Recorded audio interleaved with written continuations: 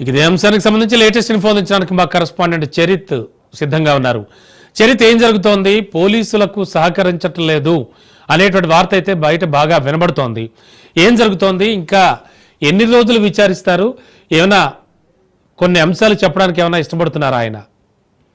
Thank you Ramana బాబు. ఏదైతే సుమారు 150 కోట్ల రూపాయల క్వాడ్జ్ మైన్ అక్రమ రవాణా, అక్రమ మైనింగ్, అలాగే ఎస్సీ ఎస్టీ అట్రాసిటీ, పేలుడు పదార్థాల నిల్వ, ఇలాంటి అనేక కేసులు, పోలీసులపై బెదిరింపు, ఇలా అనేక కేసుల్లో ఉన్నాడు కాకాని గోవర్ధన్ రెడ్డి. ఆరోపణలు ఎదుర్కొన్నారు.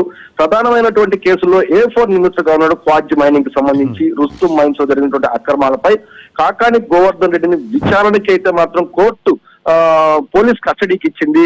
నిన్న కాకాని గోవర్ధన్ రెడ్డి ప్రొసీజర్ అంతా తీసుకొని, ప్రొసీజర్ పూర్తి చేసుకుని, ఆయన మెడికల్ టెస్ట్లను పూర్తి చేసుకుని ఆయన్ని రిమాండ్ కి తీసుకొచ్చి విచారణ అంటే పోలీస్ కస్టడీకి తీసుకునేసరికి చాలా కూడా లేట్ అయినటువంటి పరిస్థితి.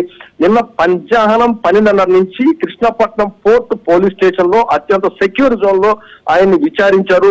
ఓన్లీ 2 గంటలు మాత్రమే సాగింది విచారణ.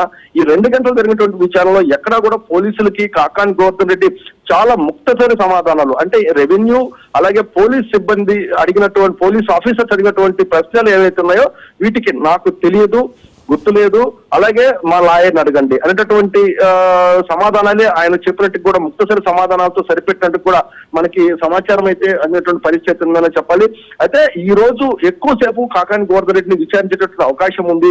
ఈ విచారణలో ఆయన ఏదైనా సరే, అంటే గతంలో ఏదైతే ఎవిడెన్స్ ఇచ్చారో, గతంలో ఇచ్చినటువంటి నిందితులు ఎవరైతున్నారో వీళ్ళు ఇచ్చినటువంటి వాంగ్మూలాలు, వీళ్ళు ఇచ్చినటువంటి వీడియో రికార్డులు, వీటిని ఎదురు పెట్టి కాకాని గోవర్ధన్ రెడ్డిని పోలీసులు ప్రశ్నించేటటువంటి అవకాశం స్పష్టంగా ఉన్నట్టు కూడా మనకు సమాచారం అయితే అందుతున్నటువంటి పరిస్థితి ఉందని చెప్పాలి.